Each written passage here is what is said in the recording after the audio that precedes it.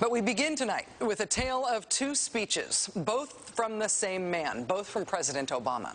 One speech that could have been billed as a ballad to the Constitution, a proclamation of American values, a repudiation of the lawless behavior of the last presidential administration, and another speech announcing a radical new claim of presidential power that is not afforded by the Constitution and that has never been attempted in American history, even by George W. Bush and Dick Cheney.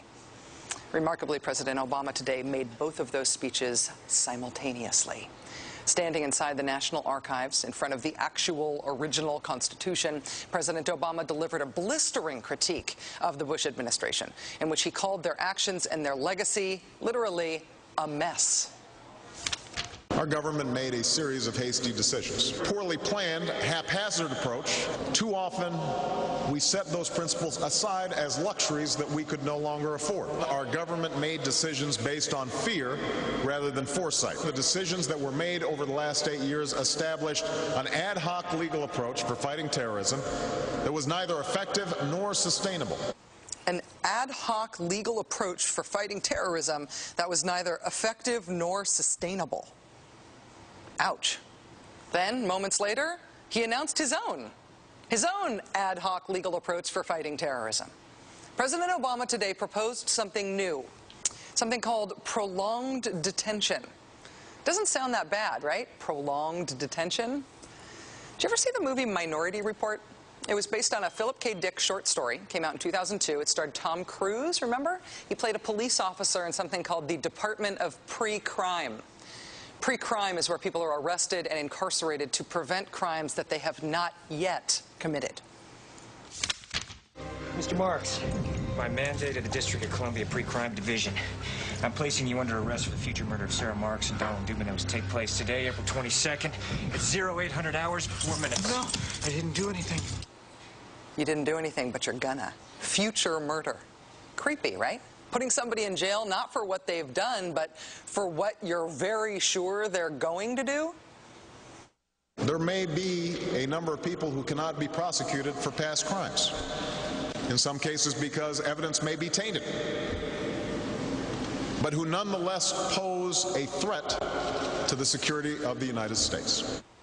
We're not prosecuting them for past crimes, but we need to keep them in prison because of our expectation of their future crimes. Al-Qaeda terrorists and their affiliates are at war with the United States, and those that we capture, like other prisoners of war, must be prevented from attacking us again. Prevented. We will incarcerate people preventively. Preventive incarceration. Indefinite detention without trial. That's what this is. That's what President Obama proposed today, if you strip away the euphemisms. One civil liberties advocate told the New York Times today, quote, "We've known this was on the horizon for many years, but we were able to hold it off with George Bush. The idea that we might find ourselves fighting with the Obama administration over these powers is really stunning." And it is stunning, particularly to hear President Obama claim the power to keep people in prison indefinitely with no charges against them, no conviction, no sentence, just imprisonment. It's particularly stunning to hear him make that claim in the middle of a speech that was all about the rule of law. But we must do so with an abiding confidence in the rule of law. Our government was defending positions that undermine the rule of law to ensure that they are in line with the rule of law. How can a president speak the kind of poetry that President Obama does about the rule of law and call for the power to indefinitely, preventively imprison people because they might commit crimes in the future? How can those two things coexist in the same man, even in the same speech? Well, that brings us to the self-consciously awkward, embarrassing part of this speech today. After condemning the Bush administration for what he called their ad hoc legal strategy, for trying to make things seem legal that patently weren't, this is what President Obama proposed. My administration has begun to reshape the standards that apply to ensure that they are in line with the rule of law. We must have clear, defensible, and lawful standards for those who fall into this category. We must have a thorough process of periodic review so that any prolonged detention is carefully evaluated and justified.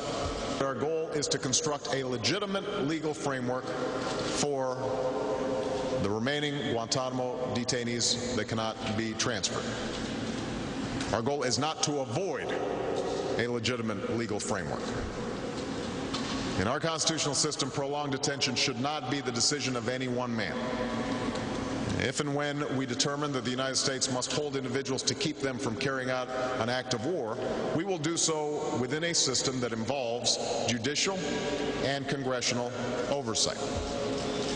And so going forward, my administration will work with Congress to develop an appropriate legal regime so that our efforts are consistent with our values and our Constitution. You'll construct a legal regime to make indefinite detention legal. You will, what does he say? Develop an appropriate legal regime. So you can construct a whole new system outside the courts, even outside the military commissions, so that you can indefinitely imprison people without charges. And you'll build that system from scratch. What's that somebody said about ad hoc legal strategies?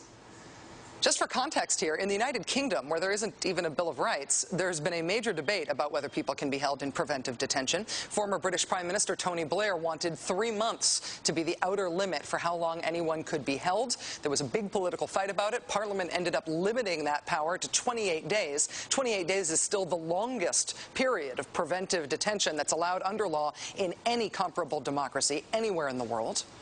How long would President Obama's proposed preventive indefinite detention last? Well, he's not saying yet, but here's how he defines the threat that he says makes indefinite detention necessary. Right now, in distant training camps and in crowded cities, there are people plotting to take American lives. That will be the case a year from now, 5 years from now, and in all probability, 10 years from now. 10 years from now. So you could get arrested today and locked up without a trial, without being convicted, without being sentenced for, say, 10 years until the threat of your future criminal behavior passes? Prolonged detention, he's calling it. This was a beautiful speech from President Obama today with patriotic, moving, even poetic language about the rule of law and the Constitution, and one of the most radical proposals for defying the Constitution that we have ever heard made to the American people.